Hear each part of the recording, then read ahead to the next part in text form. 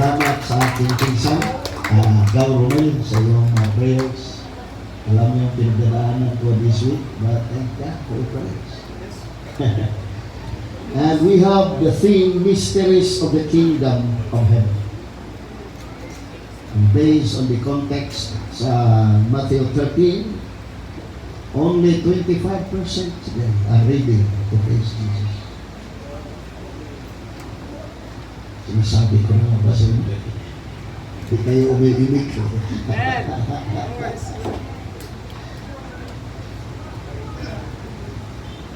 Diyan na ba kayo?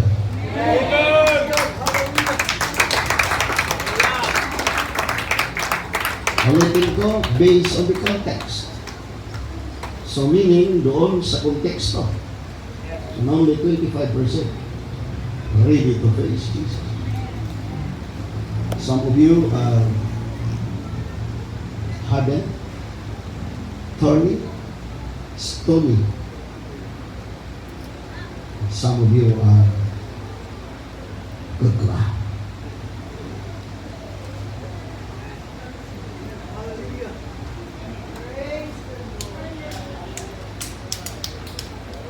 Oh, come on. Hindi tayo pwede magbulahan dito. We are not a social gospel. We do not merchandise the gospel. You must know your identity in Christ. Nakakalungkot ng mga kabataan na lulong sa pornografiya. We are going to protect our purity, lalo na sa mga kababaihan. You have to protect your virginity. Di ba ito kayo asawa eh? Wala mo ng hipo-hipo. Because this is a holy church. And this pulpit is for the holy God. Amen. And those who stand is for the holiness of the Lord. So that we can shout, I cry, holy, holy, holy. Hindi pwede puro sigawan dito. Because the word is like a two-edged sword. Amen. Agos talaga yan sa puso. In the book of Matthew 13:11, and I love these verses. Actually, hindi po ako magmamayabang sa inyo. If I may, akin itong ginawa na para ng term paper, mga kapatid, o thesis na nga ito eh. Umaabot po ito ng sobrang dami. Ilang pages po ito? 48 pages po ito. Kaya po nagpapaalam sa inyo ngayon, kukunin ko lang ito ng 30 minutos. The longer the preparation, the shorter the summer.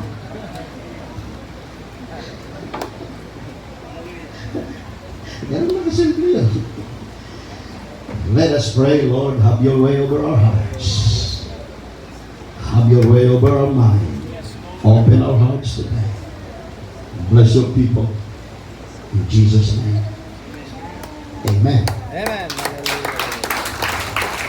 In the book of Matthew 13, verse 11, sumagot siya, ipinagkaloob sa inyo ang karapatang maunawaan ang hiwaga, that is the mysteries, tungkol sa kaharian ng langit.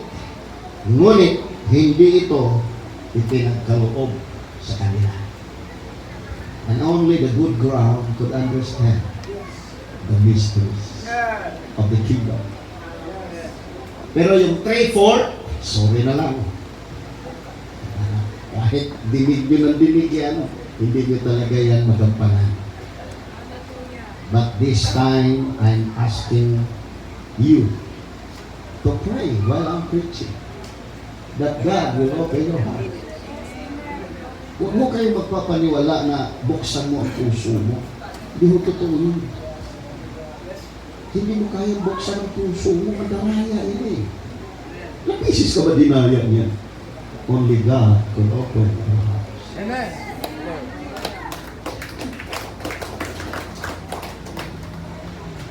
Kaya sabi ni Pastor kanina, Doctor of Theology, yes, totoo. Kaya nga mabigat talaga pag magbigay ng teolohiya. You may be seated and thank you. Only 30 minutes. Mga po kayo. Medyo nagkagulo ang social media sa aking post. Dahil nakalagay doon, ang mga gawain natin ay napakaraming vlogger. Silang lahat nagbibideo. Silang lahat nagpipicture. Pagdating sa pagpupuri, gusto na nilang maging vlogger. Ayaw na maging worshiper. Kaya kayo mga vlogger, tigil-tigilan nyo na pagdating dito sa church. Sumamba kayo sa buhay na Diyos. Praise the Lord. Sabi ni Pastor, sige, mag-preach ka sa evangelist. Sigurado, last ko ng preaching ito sa inyo. Hindi na ko pababalikin dito. Mga kapatid, I would like you to understand that the words of our mouth and the meditation of our heart be acceptable in the sight of the Lord, because He is your strength and your Redeemer. Kaya nawa ang ating makalangit na Ama ay malugod sa atin. Only 3 points na akin pong dadalhin ngayon. The preaching of the kingdom, and the purpose of the mysteries of the kingdom, and the power of the kingdom.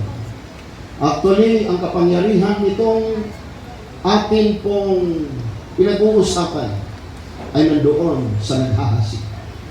Ang naghahasik ay hindi ako, hindi si pastor. Wala ho rito may karapatang maghasik sa binwik na ito. Malinaw na ang anak ng tao, siya yung naghahasik. Siya yung nagbibigay sa atin ng pangungusap. Ito po ang mabigat sa atin. In Matthew 13:15, for this people's heart is wax gross. At ito ay sa Tagalog, sapagkat naging mapurol ang mga taong ito. Hindi talaga maintindihan. Pangaral ka ng pangaral every Sunday, Pastor Hat Jimmy. Pero ganon pa rin, mas lalo pang lumala. And in verse 15, and their ears are dull of hearing, and their eyes they have closed. Pikit mata. Mas marami pang panahon sa social media. Kaya hindi rin maiwasan. May mga tatay na lulong o mga young people na lalaki. Minsan hindi maiwasan yung mga pornography. But I would like to challenge you. Are you ready now to face Jesus? And their eyes, they close their eyes, they hear with their ears, and should understand with their hearts. But sad to say, itong nangyayari, inutusan ng Panginoon si Isaiah. In verse 8, chapter 6 in Isaiah, and I heard the voice of the Lord saying, whom shall I send? And who will go for us? And then said, here am I, send me. Ito yung pinaka, kung tawagin ay context or remote context sa verse 15 ng chapter 13. Doon mo matsumpungan ito. At ngayon, ito ang binanggit sa verse 9 ng chapter 6 ng Isaiah. Sinabi sa akin ni Yahweh, ang makapangyarihan sa lahat, maraming tirahan ang mawawasak. Malaki at magagandang mga tahanan, sira at wasak, at ito'y kanyang iiwan. Kaya dito ngayon, gusto kong maintindihan natin that in verse 9 in chapter 6, go and tell these people, hear ye and dead, but understand not. Marinig nyo ng marinig, pero hindi nyo na unawa. Ang unawa na tinutukoy dito, it is the Jewish mindset, na hindi yan concept, hindi yan logic, but experience. Ang Western ay logic, but the Jewish concept, it's more an experience. Hindi nyo po magagawa. Marinig nyo ang pangangaral, pero hindi nyo magampanan. Ito ang masakit. And see ye ended, but perceive not. And verse 10, make the heart of these people fat, and make their ears heavy, and shut their eyes, lest they see with their eyes, and hear with your ears, and understand with your heart, and convert and be healed. Hindi po talaga sila pwedeng makaunawa. Kaya nakakalungkot naman, ang misteryong yan ay para lamang sa mga good ground. Kahit anong gagawin natin. Kaya dito sa context, nasa Bay of Parables si Jesus. At doon sa Bay of Parables, marami hong mga talinhaga na siyang maririnig. Kaya dito, ang unang puntos natin, the preaching of the kingdom. In verse 2, and he taught them many things by parables, and said unto them in his doctrine. Ayon kay Vine's Expository Dictionary, yung word na parable ay sa Griego parabole. At doon natin mababasa yung word na para. Ibig sabihin alongside or comparison. Kaya si John Dunaho, ang kanya pong article na ating din binasa, nag-comment na si Mark sa kanyang parable ay kanyang inihalag tulad ito na ang susit ng parable ay sa pamagitan ng experience sa katotohanan, not for the concept of truth. Kaya dapat nating intindihin, magkakaroon nawa kayo at tayong lahat ng insight. Ang insight na ito hindi nakukuha sa mga ginagawa natin, Pastor Jamie, sa pag-aaral sa masteral degree. But this insight comes by divine revelation, not by flesh and our blood, but by divine revelation. Number 2 point is the purpose of the mysteries of the kingdom. In Mark 4 verse 10, at nang siya'y mag-isa na, ay nasa palibot niya ang mga 12 at nagtatanong patungkol sa talinghaga. And in verse 11, at sinabi niya sa kanila, sa inyo ay pinagkaloob ang makakaalam ng hiwaga ng kaharian ng Diyos. Magtataka ho kayo. Elementary lamang. Wala namang doctoral degree. But they understood the mysteries of the kingdom. Doon kayo magtaka. Grade 2 lang, but sila po'y pinagkalooban ng mysteries of the kingdom. At in verse 12, upang kung magsitingin sila'y mga kakita at huwag mamalas, at kung mga kinig sila'y mga karinig at huwag mga kaunawa, baka sakaling sila'y mga balik loob at patawarin sila. Ang karanasan po namin nung kaming mayan people, pag aming pastor ay nangangaral, we considered it a prophetic word that we need as food for our soul. Kami po nung kabataan pa, pag may nangangaral na pastor, amin pong kinukonsidera ng salitang lalabas sa kanyang bibig, it is the prophetic word.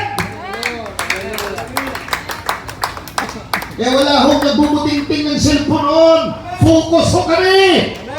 Purihin ang Diyos! Nakakaya sa Panginoon, mga vlogger na tayo lahat, mga kapatid, wala na worship eh.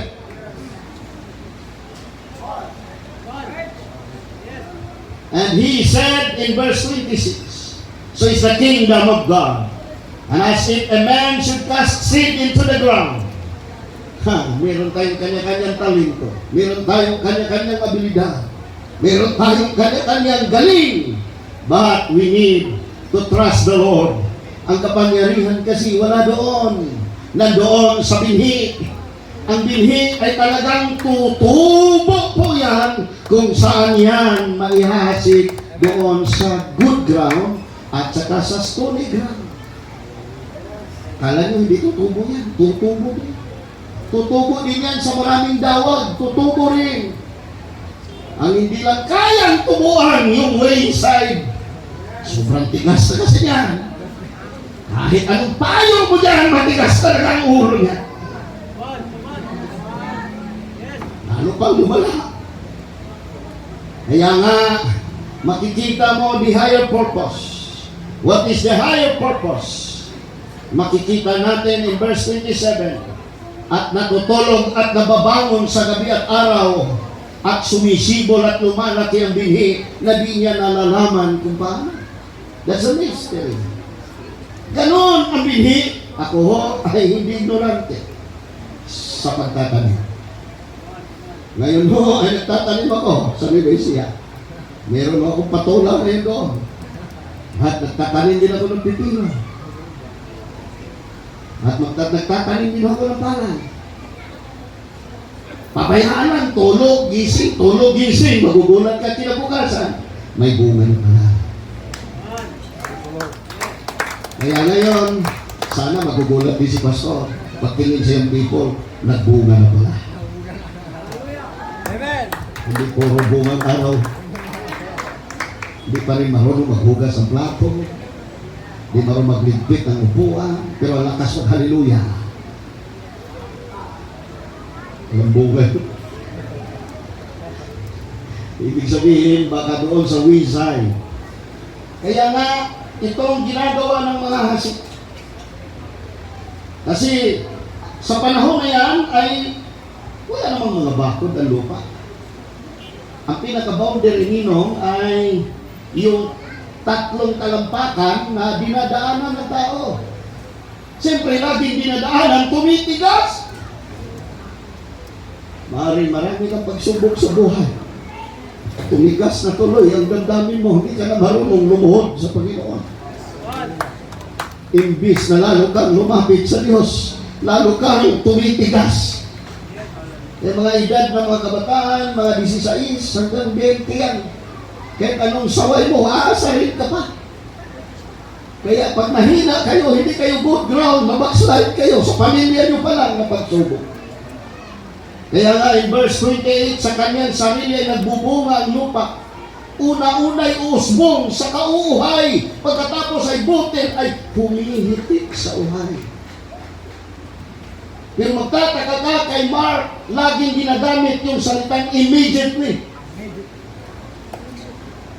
Kumbaga sa Greek ay automatos. Kung sa kanya, automatic. Ang ibig sabihin ni Mark, dapat nung narinig mo salita ng Diyos, automatic yan ang bunga kung ikaw ay good ground. Pero kung handa na yan, wala pa rin. I'm sorry to tell you, your heart is crowded for many things. Baka naman, litong-lito na ang puso mo. Eto si Mark ang ating konsultahin, book of Mark, automatic eh. Kasi naghahasik. Siyempre, hasik ng hasik yan. Automatic daw magbunga. In Mark 4:31, ito'y tulad sa isang butil na binhi na mustasa na sa paghahasik sa lupa, bagamat siya ay lalong pinakamaliit. Napakaliit yan eh. Sa lahat ng binhi na nanga sa lupa. Alam niyo, aabot ito ng 30 talampakan yung pinaka circumference lang ng mustard seed. At ang taas nito ay 15 feet. Pero napakaliit. Kumbaga, lalawak siya na lalawak eh. Siyempre, sasanga-sanga yun eh.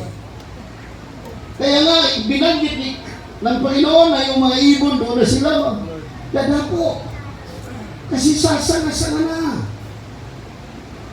Kaya nga, sa Zechariah 4 verse 6, ito dapat nating maintindihan. Kung gusto niyong lumago, not by might nor by power, but by my spirit, saith the Lord of hosts. At kung pinsan ko, sundalo yan eh. Pero hindi kailangan dito ang mga time bomb, o ano ba yan, mga bomba. Hindi kailangan dito yung mga machine gun. What we need here is the spirit. Ang kailangan natin dito ang kapangyarihan ng Panginoon. And the purpose of the kingdom is to create the condition of the seed to grow. Amen. Praise the Lord. Kaya nga kung nais yung revival, sa Diyos na kayo aasa. Amen. Praise the Lord. Third point, the preaching of the mysteries, the purpose of the mysteries of the kingdom. And the last point is the power. Dito tayo sa power. And this parable, nakafocus tayo ngayon sa sower. The preaching, yun yung sower. The purpose, yun yung seed. And the power, sower. Amen.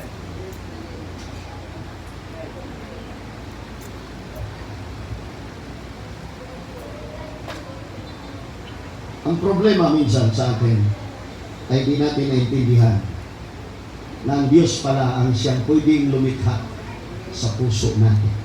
Amen. Praise the Lord. Create in me a clean heart. O God. Pag ayaw ng Diyos, wala kang magawa. Diyos yan eh. Huwag mong sabihin, mahal ako ng Diyos. Ano ka favorite son? Mag-ayos ka. Kasi, minsan ang teolohiya natin, baliktad. Buksan mo ang puso mo. Hindi niya kayang buksan. Tao yan. Ang terminolohiya, mali. Ang tama, create in me a clean heart. Magmakaawa ka, Diyos yan. Please. And renew a right spirit within me. Sana maging good ground na ako, Panginoon. Kaya niya kanina si pinsan mo dahil galing sa puso eh. Amen. Tama ba? I surrender! Ibig sabihin, nakikipagbaka ka. Wala namang surrender kung walang labanan. Pag sumuko ka, ibig sabihin, hindi mo na kaya. Huwag niyong hintayin ang Diyos magsabi sa inyo, sumuko na ako sa inyo. Hindi. Diyos yan eh. Ikaw ang sumuko. Ano sabihin niyo? A carnal-minded man is enmity against God. Kaya kayo na laging nanonood ng pornography, tigilan niyo na. Warning sa inyo yan. Huwag kayong pangisingisi sa akin. Pag dumating ang sumpa sa iyo, katapusan mo na. Kaya yung mga gumagawa ng katampalasan, lalo na yung mga mahihilig sa babae, tigilan nyo na. Hindi kami nag-usap niyan kung ano i-preach ko rito. Sabi ko sa kanya, pwede ba kung mag-preach ng pagka-evangelist? Sabi niya, oo. Ano naman pala eh. Bibihira na lang mo ang preacher ngayon, nasasaway kayo. Kasi alam nila, maliit ang offering. Magbigay kayo ng offering, wala problema sa akin. Kahit wala ko pang, kahit maglakad ako pa konsensya ko na lang kung may impero ka kapatid. Dahil 25% lang po ang good ground. That's the mystery of the kingdom. Huwag kayo magbulahan dito. Diba? Anong bulahin ko kayo? Okay ka ba? Okay. Alam mo na hindi ka okay. Alam mo yan. Kaya dapat lumuhod ka, Panginoon! Panginoon! Alam mo yan! Ano sabihin ko sa iyo, okay, praise the Lord. Praise the Lord. Pinupuri mo pa rin ang Panginoon sa gitna ng kasalanan mo. Magbago ka. Magbago ka, Jojo. Sorry na, magbago ka. Panginoon, creative niya ko. Oh, come on. Sipin mo, hasik ng hasik ang Panginoon, ang Word of God. Nag-ayuno yung pastor. Nag-ayuno lahat, nananalangin para lang sa pangangalan. Pero ang nangyayari, woo! Wala lang. Baliwala lang. Kahit na mapuno ito sa ilaw lahat, makita nyo lahat ng ilaw. Kung hindi ka talaga paguhin ng Diyos, I would like to tell you, church, our salvation is in the hands of God. Please, oh. The seed is the word of the kingdom. Amen. Kaya sabi nila, tika muna, ano bang kahulugan? The gospel of the kingdom. Kaya, ang nahulog sa wayside in chapter 4 verse 4, narinig. Pero hindi naintindihan. Para yung magulang, nangangaral sa anak. Wala pa rin nangyayari. Hindi sumusunod. Ilang taon ka na ba, sir? 70? Lapit na. 64. Pero bakit? Bakit bata pa rin tingnan? Yan yung pambubula. Yan ang kailangan nyo dito. Hindi nyo marinig sa akin ngayon yan. Buntalin ko talaga kayo. Yan ang gusto ng Banal na Spirit. Because we are a kind of preachers, not only rely on our academic degree. Kilala ako niyan. Kaya ko magbasa ng Greek at saka Hebrew at maghimay. At ma-impress ka. Wow! Mawawaw talaga. But this time, if your heart is closed, kinaliyuhan na. Kailangan mo na operasyon. Operahin mo ako, Panginoon. Create in me a clean heart, O Lord, please. Please. Siyempre, pag marami ka ng pera, may nakatabit na sa pangalan mo, Dr. Jojo P. Soria, iba yan. Pag pumasok ka sa school, sinong ano diyan? Siyempre, si Dean. Astig ka ngayon doon. Di ba? Oo. Para kang tigre mo, kapatid, ikaw yung manager. Pero huwag mo naman kalimutan, Kristiyano ka. Baka meron pa rito may-ari ng kumpanya, nagmumura sa mga ano. Ay, hindi ka good ground. Kahit mayaman ka, isipin ko, nakatungtong ka pa rin sa lupa. Kahit matalino tayo, makatungtong pa rin tayo sa lupa. Ang gusto kasi ng diablo, buragin tayo. Hindi natin makita ang katotohanan. Okay lang. Kasi sa awit, lumulundag din naman ako eh. Speaking in tongues ko na ako eh. Pakaliloko mo na yung sarili mo. Memorize mo na. Nasanay na lang yung dila mo. I-check mo kaya ang puso mo. Operahin mo na, Panginoon, kapal na ng kalyo ng ating puso. Wala na akong pakiramdam. Hirap na akong manalangin. Hirap na akong magpuri. Ayaw ko na ang basahin ang salita ng Diyos. Ayun ang sinyalis. Nakita si sinyalis. Sa prayer meeting, tinatamad ka na. Pero sa Maxes, sa McDo, sa Jollibee, ang bilis mo. Mas maaga ka pa sa kausap mo. Ako, come on. Ano na bang nangyayari sa mga Kristiyano ngayon? Yung mga nahasikan sa tabing daan, automatically, nandito ang kaaway. In 2 Corinthians 4 verse 3, ito yung ginawa ng kaaway. At kung aming ebanghelyo ay natatalukbungan pa, ay may talukbong, mga napapahamak. Verse 4, 2 Corinthians 4 verse 4, na binulag ng Diyos ng sanlibutan ito ang mga pag-iisip. Grabe! Ha, bulag na pala. Okay lang. Laging nanonood sa mga kalukuhan ng mga TikTok, ano okay lang. Bulag na. Bakit? Natutuwa siya eh. Ang pang-alis ng lungkot ngayon ng mga Kristiyano, maaaring wala dito, pero hindi rin pwede. 25% lang ang good ground eh. Yan ang mystery. Wala, mga TikTok na lang. Matawa sila, akala nila okay lang sila, mali. Ang ating pong mga kalungkutan, bring it to the altar. Speak to the word and Lord, please. Hallelujah. Yung iba naman, puro laro. No? Akala mo, lalaban sa crispy. Puro, ang tawag yan, puro words. Pagdating sa prayer, pastor, puyat na. Bakit? Kabubuo ng words. Ang hirap kaya niya. Delikado, makabulag ka na. Upang sa kanila'y huwag sumilang ang kaliwanagan ng Ebanghelyo. Teka muna, hindi sisilang ang kaliwanagan ng Ebanghelyo daw. Delikado to. Bulag na eh. Kaya ikaw nakita ka pa ng liwanag, pero yan, hindi na talaga na makita, bulag na eh. ng kalwalhatian ni Kristo na siyang larawan ng Diyos.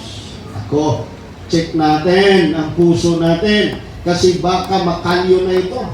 In verse 18, pakinggan na ninyo ang talinghagan tungkol sa mga asik.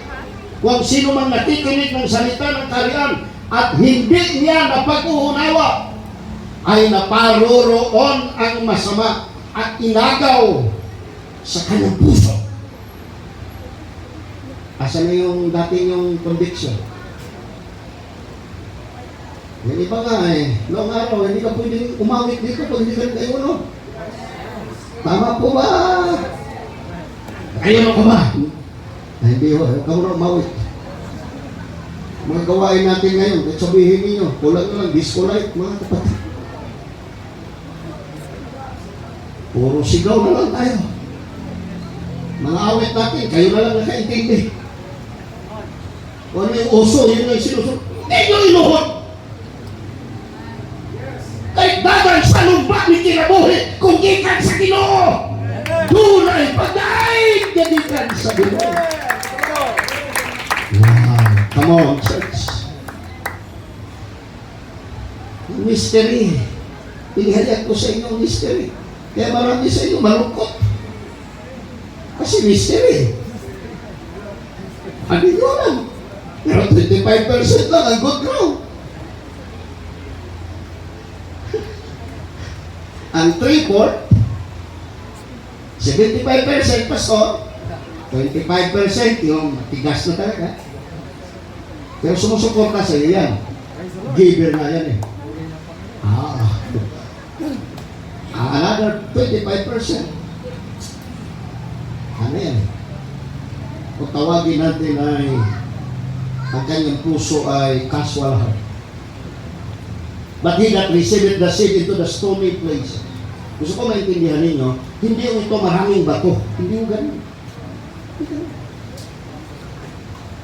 Malapad na bato yan, malaking bato po yan, nagkaroon ng lupa, pero ganyan kakapal. So pag nahasik doon ang binhi, sigurado tutubo po yan. Tutubo po yan. Pero anong binanggit sa Bible? Pag nasikatan ng araw. So i-analyze nyo. Kung mabato po yan talaga, hindi yan talaga tutubo.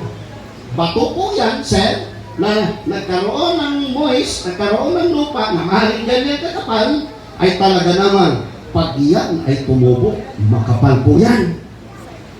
Na, makapal po yan.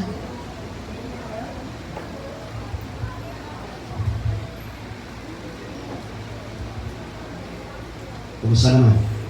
Nung dumating ang pagsubok sa atin. Matingkad pa ba yung mga bulaklak ng halaman eh? O nag-aaway kayo mag-asawa? Kulang na lang, maghiwalay kayo dahil inis na kayo sa pisa. Anong nangyayari?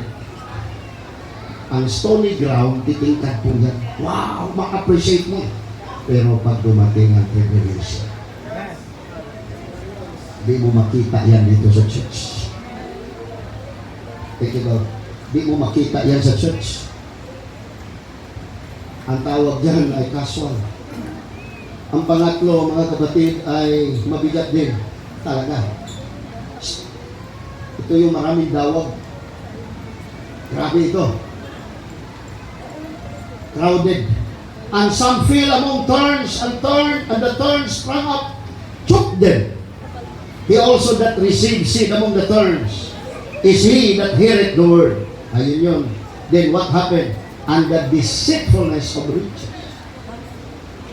Hindi na marunong mag-pray yan. Listahan na lang ng mga negosyo ang hawak niya. Kano kaya kitain natin dito? Pag minalas-malas ka, mabakslide ka pa.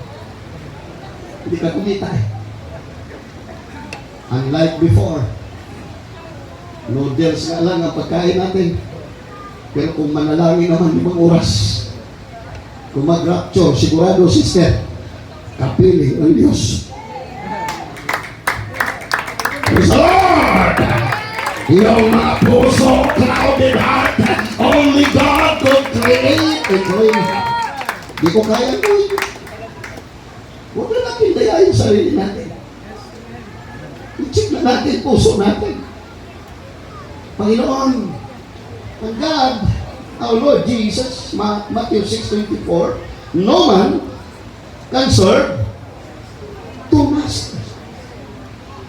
Pero huwag na natin linlangin pa ang sarili natin. Meron ka talagang master dyan. Kung asan yung puso mo, yun na yun ang iyong kayamanan. And 1 John 2:15, love not the world, neither the things that are in the world. If any love the world, the love of the Father is not in him. Praise the Lord. Kaya mo lukuhin sarili mo, mahal ako ng Diyos.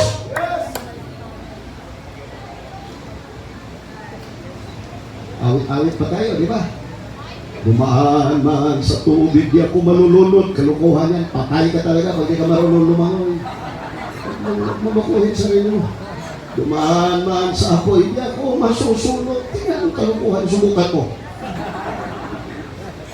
That is foolishness. Sino ba nag-invento ng awit na yan? Walang katotohanan na lang na matanggap. For all that is in the world, the lust of the flesh. Yan na ngayon, crowded heart ka na kasi. Lahat na makita mo, puro maganda na lang. Kahit na, yan ang pinakapangit kasi mukha kang lasing, nilasing ka na ng diablo sa lust of the flesh. Yan ang problema namin sa college eh. Minsan eh, di ba? Yung mga gender and development, yung mga sexual harassment, nung sa opisina, lahat. Siyempre, nalapit doon yan sa opisina namin. Eh, walang ariglo yan daw. Pakulong agad yan. Wala ariglo yan. Wala ariglo yan. Sa barangay lang ina-ariglo yan. Mag-ingat tayo sa lust of the flesh, lust of the eyes, and the pride of life. It is not of the Father, but is of the world. Amen. A good man out of good treasure of his heart bring it forth that which is good. Luke 6:45. And an evil man out of the evil treasure of his heart bring it forth that which is evil. For of the abundance of the heart, yun ang lumabas sa bibig. Piliin niyo ang kausap niyo. Praise the Lord. Ito ba? Kung yung mga tao kausap mo, Kristiyano nga, pero matigas ang puso. Thorny, stony heart. Why not look for a good ground?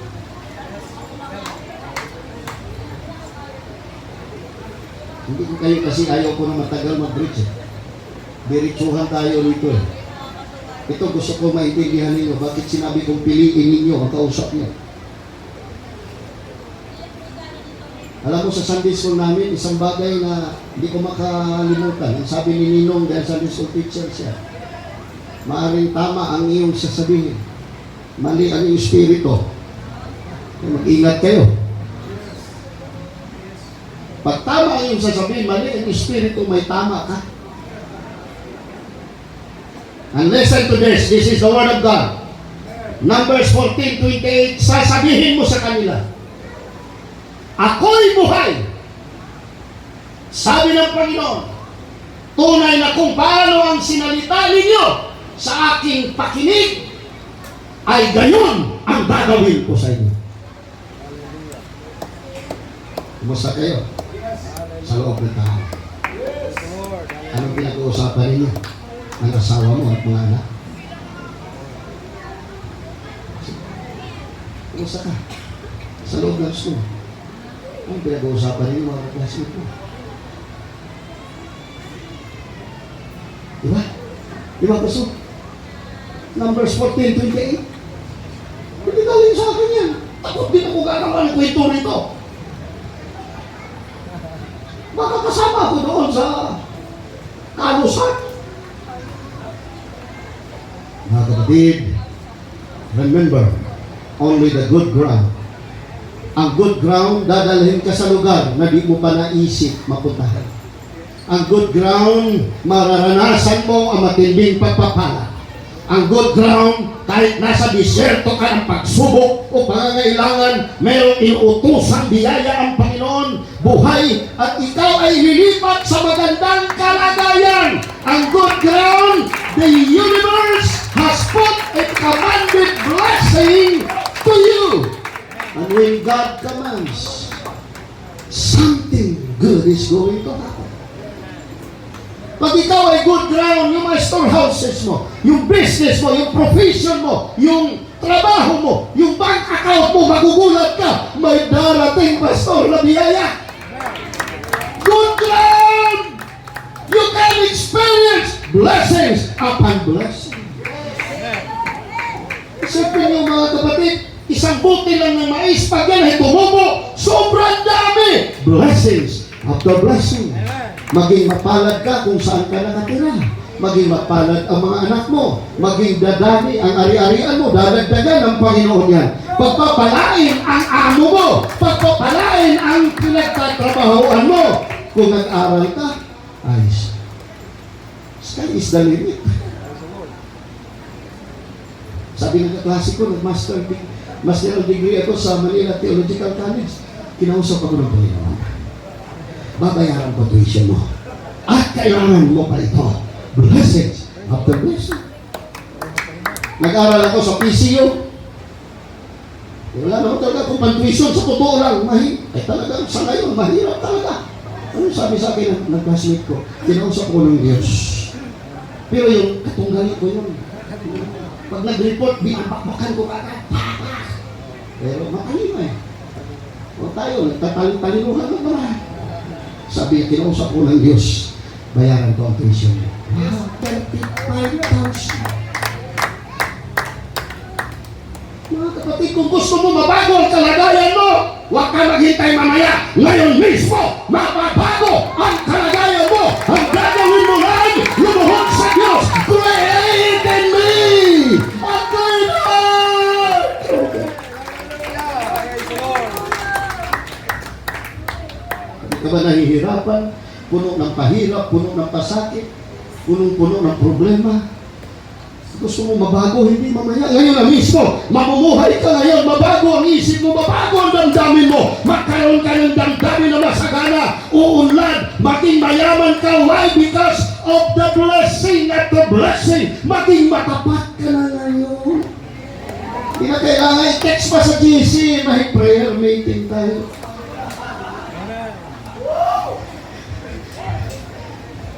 Why? Dahil ikaw ay good ground.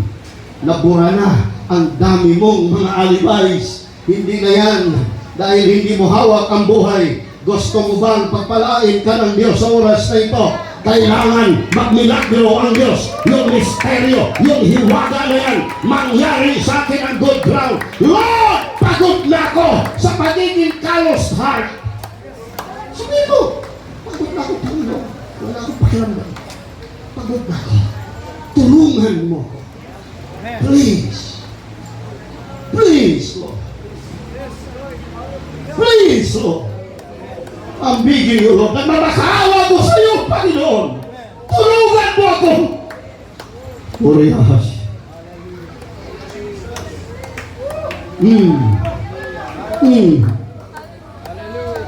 Why not allow the Holy Spirit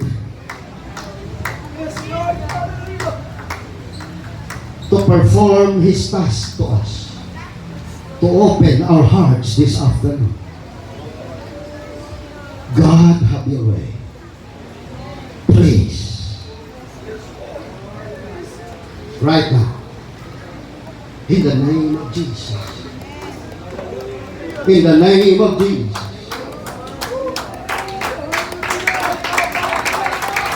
Please, Lord. Take over the service, oh Lord. Please. Please, Lord. Touch our hearts today and bless our soul. And the angels cry, holy. All creation cry, holy.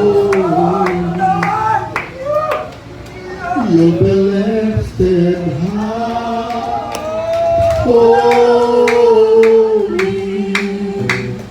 holy forever. Lumot kayo, lumot kayo.